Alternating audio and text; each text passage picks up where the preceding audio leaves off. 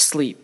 Most of us do it every night, and since the average human sleeps for about 24 years of their life, it must be somewhat important.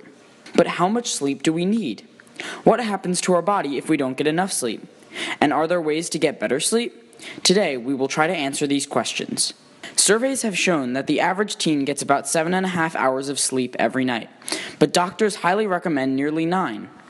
There are a number of factors that determine how much sleep people need per night, like how active they were during the day, if they are fighting an infection, and how deep their sleep is. So since it seems clear that many teens are not getting enough sleep, what kinds of effects can this have on our body?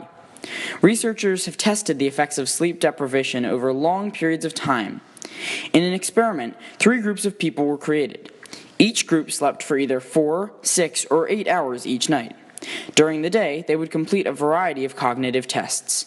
The people who got 8 hours of sleep reportedly performed average on the test when compared to national scores. Those with 6 hours of sleep were on the high end of matching those with the legal alcohol limit in their blood. And those with 4 hours, well, they often fell asleep during the questions. It's quite clear that sleep is important, but often, us humans don't have time to get more sleep, so what can we do to get better sleep?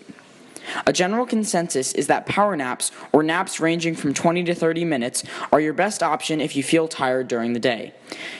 Caffeine and alcohol have also been proven to help you fall asleep faster, but severely damage your sleep quality. This means that you will need to get a lot more sleep to feel the same effects. Another easy tip for better sleep is to try to cut out bright screens, specifically blue light, an hour or so before you go to bed. This will help you fall asleep much faster. Finally, sticking to a schedule is critical.